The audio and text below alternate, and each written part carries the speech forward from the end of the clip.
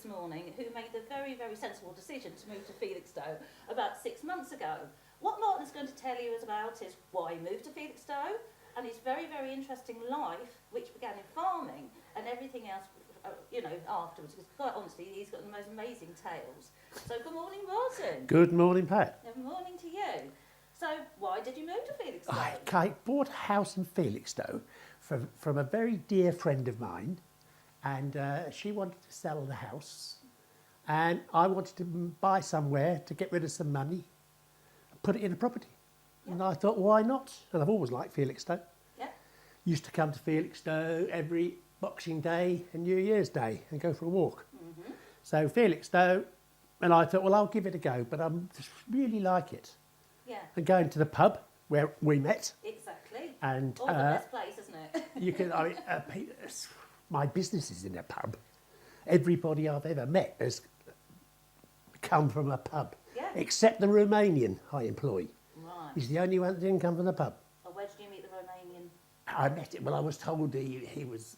I wanted a builder's sons to work for me, and he said, "No, they're busy, but you can have Alan."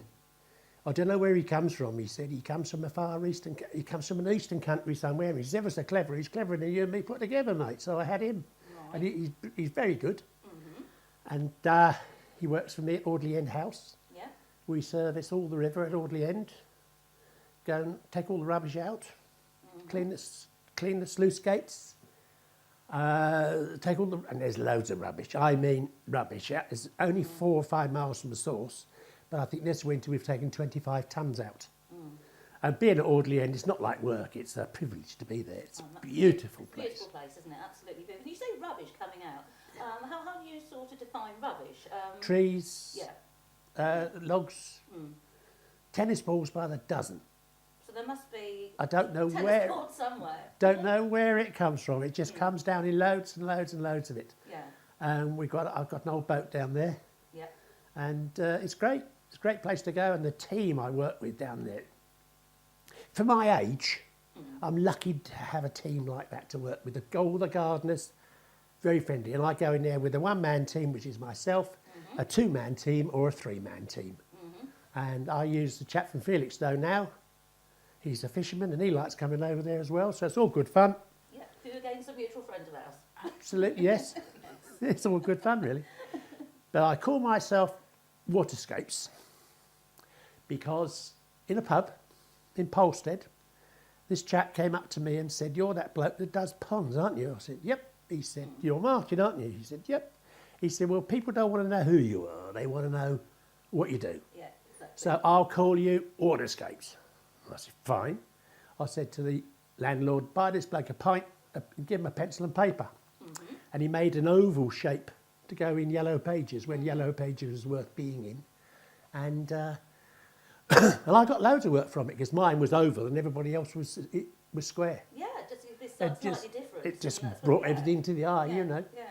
And then I started using all the different things that you need in ponds and lakes. And I worked in Colchester Castle Park and put an ultrasonic in there which destroys blanket weed. And then a friend of mine, he said to me one wet winter's day about 10 or 12 years ago, but probably longer ago than that, he said to me, "Would you you're going to write 100 letters, all the same, I'll decide where they're going to go to." So I wrote a letter, what I did, and I put in it, I worked in Colchester Castle Park. And he said, "Right, I'll send them out, English Heritage National Trust, all the golf courses, all 100 letters went everywhere." Yeah. And I thought it was a waste of time. No, it didn't work. No, nothing.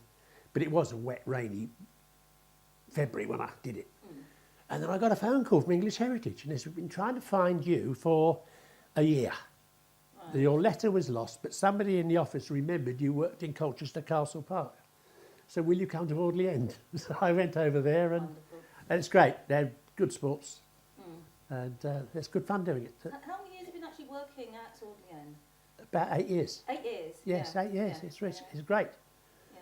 And I've been there longer than most people now.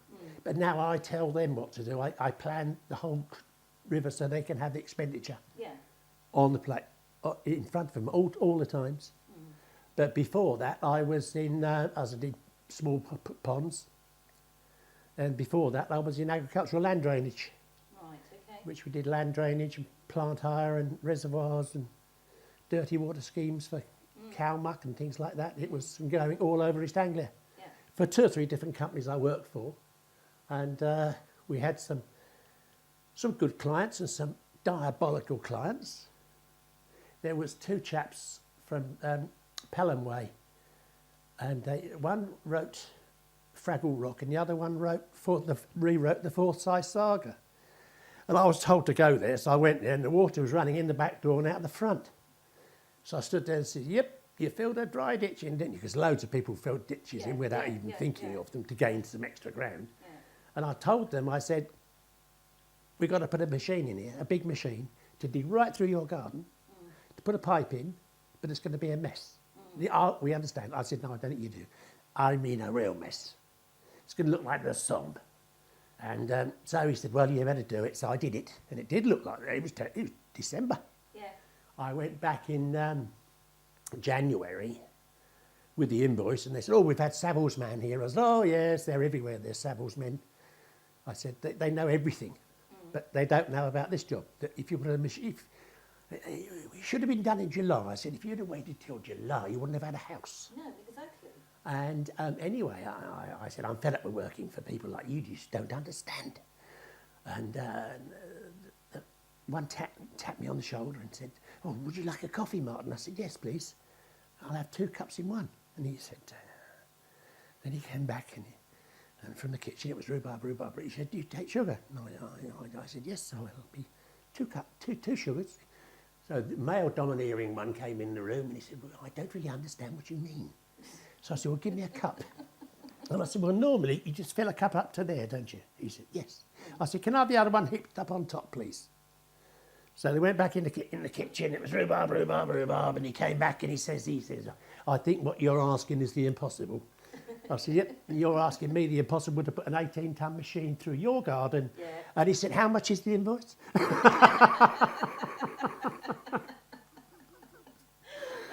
But some of the people, they were really good sports. But every field that I ever drained was the only one the farmer wanted that same day that I was on his field. I used to go, Right. I used to do the draining on them and what have you. But I drained all of Tendring 100. We drained a lot there. We had 3 machines for 5 years in Tendring and never went any further than Tendring. Heavens above. And then I left there and worked for a company in Wissam. Yes. And I was down on the Isle of Sheppey, doing 3,000 miles a week. Some weeks I was under the tunnel every day. It was unbelievable, the mileage I was doing. But it was a completely big scale that I did that before. But I kept smashing the cars up, so he made me redundant. Are you telling us you're a bad driver, Martin? No, I'm all right now. Not now, not really, no. I introduced, actually last couple of weeks ago, I introduced myself to my neighbour opposite. I backed out and hit his sister's car. And I thought, oh, goodness me, I'm in Felixstowe. I haven't heard the end of that yet. Oh, I bet you have. But it's not the way to introduce your neighbour, is it? It's not really. You know, I mean, your reputation's going to go forth. So really, it wasn't good. No. It can only get better. Of course it can only get Oh, better. yes, yeah. But some of the things we used to get up to. I remember when I was on the farm, we had this bull. Well, I was only 16, 17. And, but I go back a bit, when I was at school, I got home one day and everywhere was silent. I said, what's happened? John has been gored by the bull. So we were told not to go up there. So we went up there to have a look at the bull and see if he was hurt. No blood all over the place.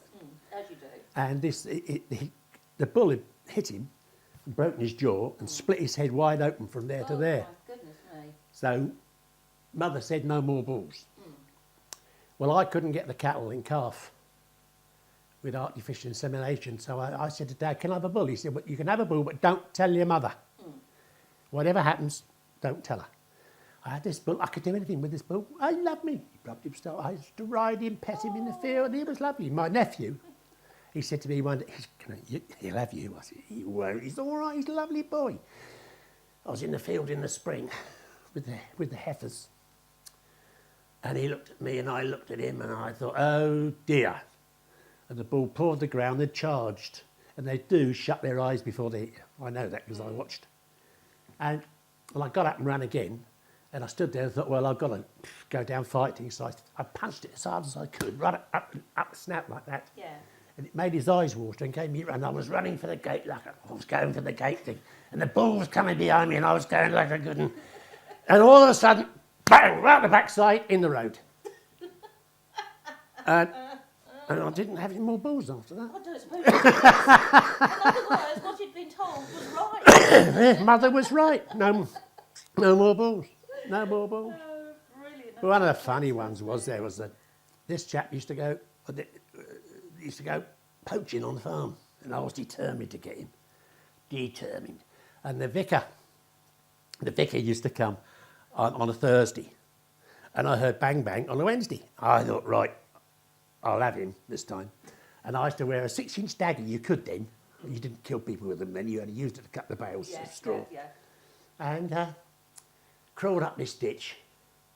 And there was a bloke stood there with a great coat on, because there weren't any barbers then. I was all great coats, army great coats. And he had this great coat on and 12 bore under his arm and an old cap on. I got him, I said, got you! Can't repeat that one. I said, oh, sorry, vicar. It was the vicar. And the next week was Harvey's Thanksgiving. And I went to church, and he was a lovely man, Reverend Belvin was, absolute gem.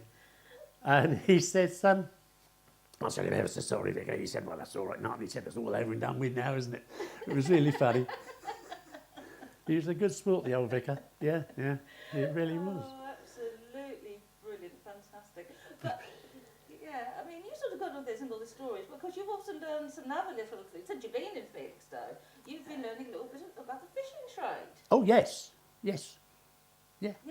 I've got more fish in my freezer now than before, and my cooking's improving as well. I bet it is.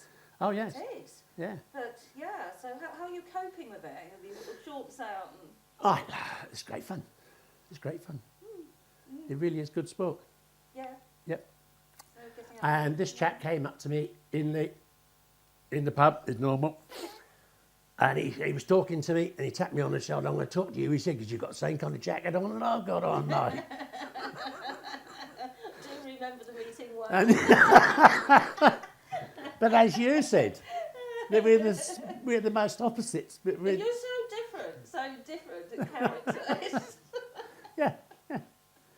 Yes, Oh, yeah, absolutely brilliant. yeah. Fantastic. Now, I've done lots of stupid things. I tried drugs once, and I was at this party next door to my house I was in Elmston Market it was. The next morning I was draining a field down near Radness, and the train, in my mind, came along the railway line, Yeah. and in my mind it was chasing after me, and I never touched drugs again after Well, that. there you are. Your lesson to that one. Absolutely, yeah. But one serious one, I used to do, after the big wind of 89, was it? 87. 87. Yeah. Blew an awful lot of asbestos sheets off buildings. Right. So I thought, well, we'll jump on that one. And I was repairing this bar near Harlow. And I had a chap working for me, a young lad. And I was up on the roof. And they were filling this lorry from a granary. And the farm worker had already told me that he don't get any overtime. The old grandfather always gives the work to the son, Yeah. his grandson. So it was an accident waiting to happen, actually. And everything went quiet. And the lorry driver said, that's okay, I'm full. And then the old man started to shout and scream, where's my grandson? Where's my grandson? And I thought, oh. And the door was 10 to 15 feet off the ground. Right. And I stood up the wall, straight inside. The lorry driver came in and started, and I said, smash all the windows, and all the wheat was falling out in the yard. And the grandfather was saying, where's my grandson? Where's my grandson? So I slapped him to bring him into reality. And so I said, where was he when the ball blew? The wall came in like that because he had corn right up. He shouldn't have had corn in a granary because it's the weight on the floor is a granary, not the walls. And I could see, and so I got in there, we were putting the wheat away, and I could see the hair, and I thought, oh my God, he's dead. He can't be alive. And I got in, got his face cleared, And I spat in his face and put him like this, and he went, "I'm in bed with my mummy, aren't I?" I said, "No." And I said, "You're in the middle of a week. You're buried." And so I told him that when I pull the wheat away, breathe, and when it goes over his head, I said, "Can you swim?" He said, "Yes, like swimming pool, you don't breathe underwater." And we got him out, and I carried him down the steps of the ambulance, and that was his 9 lives, really. It was just remarkable that he lived. Yes, definitely. Yeah. Definitely. How old was the little boy? 9. He was 9. He must be, he's probably married now when I come to think of it. There you are, you see. But but with all the working on the farms, most of it was grant aided. All agriculture was grant aided, and when I gave a talk one night to farmers about water in a golf course, I told my story, which doesn't go down well with farmers, and they're all sitting in the front row. But when you got public speaking, I was told you've got to get them laughing. Yes. So I said to them about this, in about 1947, 1948, our mother was in the kitchen with her son, and a bloke comes up the drive, walking with a check jacket and a scale rule in his top pocket and a pencil, because all ministry men had a check jacket, tie. Right, pocket. okay. And she said, "You better go and see him, see what he's." It looks very important. Yeah. So he went out and come back again. He said, "That's called fertiliser, mother. You put this on the fields, 100 wet an acre, and you haven't got to have cows anymore. You haven't got to have any more muck." Of course, she said, "We'll have that." And 6 months later, somebody else arrives, sports jacket, top pocket, and said, "What's that then?" He said, "That's called spray, mother. You ain't got it. It's spray." And all these farmers in the front row, they're gritting their teeth, and you like this to me. And then it went on, and then I was talking about, you better go and see him. She said, "See what he's giving away. He comes in, he's going to push all the hedges out and fill all the ponds in, and he's going to give us a percentage of." He said, "What's the percentage?" "Don't know, but if they haven't it, we'll have it. If they're giving it away, we'll have it." I mean, the farmers are not terribly bright, they weren't then. Well, no. If they heard this now, they would. And then around about 1986, his son was on the computer working out his acreage payments, and the wife was just waiting to take the children to school in the Range Rover Vogue, and this chap appears, and she said, "Oh, God, what's he want?" So he, if farmers hear this, they're going to kill me. And what's he doing? You know, get rid of him. So he said, "All right." So he went out and spoke to the man, came back again. She said, "What does he want?" He said, "Oh, don't worry, darling, he's only paying us to grow nothing." Because they do 6 metres round the headlands. Yes. And that's all grant aided for wildlife. Yeah. It's good. Yeah. For the meadowlands. Meadowland. Yeah. No, on the edge of arable crops. Right, okay. Grass all round it. Oh, But yeah. some of the I'm sure grants about were that, unbelievable. Yeah. I mean, when I started, it was 75%. And when I finished it finished at 15%. And you drained acres upon acres upon acres of land that was... The weird ones, the really strange ones, were the... I called them dead men's land. The old airfields. Right, yeah. Second World War airfields where we had to get rid of the concrete Yeah. and then drain them. But it was all of them from Rattleston to Wormingford, Birch, all of them, very strange feeling on them. I don't know why, and it was the only place I ever had this strange sensation, really.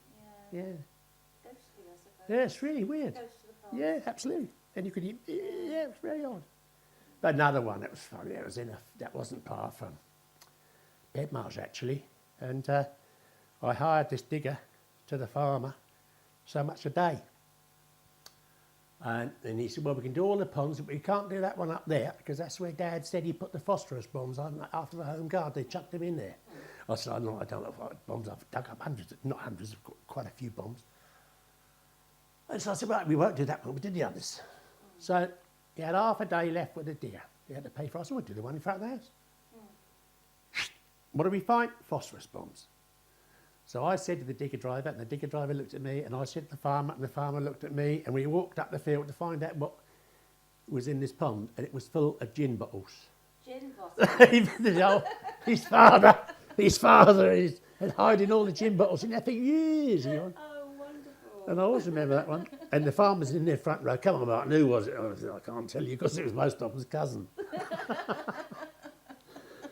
But it was good fun on the farms, really. Yeah. It was. Down in Kent, I mean, that was completely different. It was nice going to different areas. I was very lucky, really. And whenever I gave public speaking, at Christmas, at their firms do, I was to say, well, I go out for a picnic every day of the week, as we did. We took our flask and sandwiches, and for all those years, he just carried on like that. But a lovely one, there's an old boy in Gestonthorpe. And it was coming up for his 80th birthday. And somebody said to him, you want to go with Martin Burt? I'm not going with him. He goes, you go too far from Mum. So, anyway, he said to me, where are we going tomorrow? I wasn't going anywhere tomorrow. So I quickly rang up the co-op farmer in Bedfordshire. And I had an appointment I brought it in quickly with the telephone company. And we went up to, anyway, I picked him up. Spruced up he was, had his Sunday cap on, and we left Finchinfield. No, left Gestingthorpe. We got as far as Finchinfield, and I said to Bert, look at this, it's Finchinfield.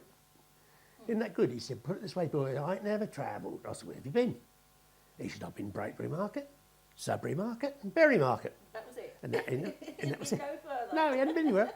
A lovely old boy he was. Anyway, he said, I want to know the minute I'm in Hertfordshire, and I want to know the minute I want to see a motorway before I die. So it was different roundabout then, down at Stansted. I stopped on the roundabout. I said, well, that's the motorway, Bert. He said, cool, right. He said, no, Hertfordshire. So I got into Hertfordshire about 5 miles. I said, this is Hertfordshire, Bert. He said, ain't a lot different, is it? He looked all round it. Like this. He lovely he was. He really was. What a character. And I had to go up to Royston to look at, because I had to find out what kind of soil it is to find out how to drain it. And he kept on telling me to go up the field a bit more to see the soil change. And he knew exactly where the soil change would be, but he'd never been out of the area in his home life. But he knew it was in him. He knew the soils. He knew the hills. Yes. And then we went to visit the co-op farm. And he polished his Land Rover up, and he said, right now, open the front door for old Bert. And he said, you get in the back. And he drove all over. He gave him a lovely day out. He really did.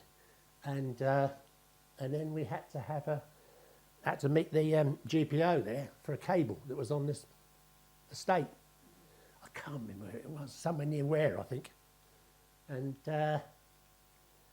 as I was leaving, the GPO bloke said, of course, this is where the Christine Keeler affair started. So Bert's here, so what, Christine Keeler affair? Good.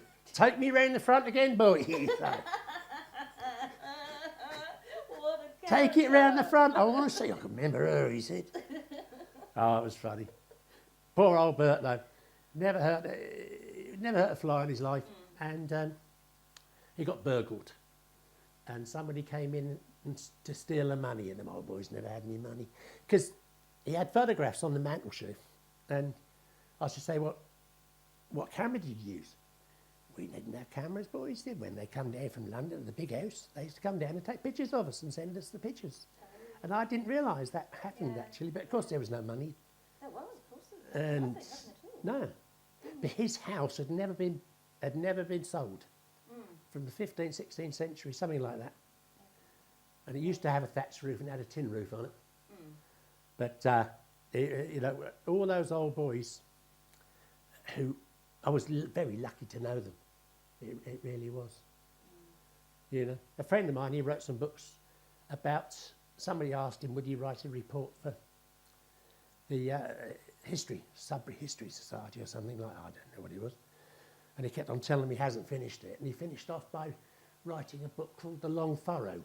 Right, okay. And he wrote the whole book about one field. Just one field. One field. And the people who would have worked on it, including old Bertie. It was remarkable. Yeah. And he wrote all these books And it was really fantastic. Do you know what? The name has gone. I can't remember.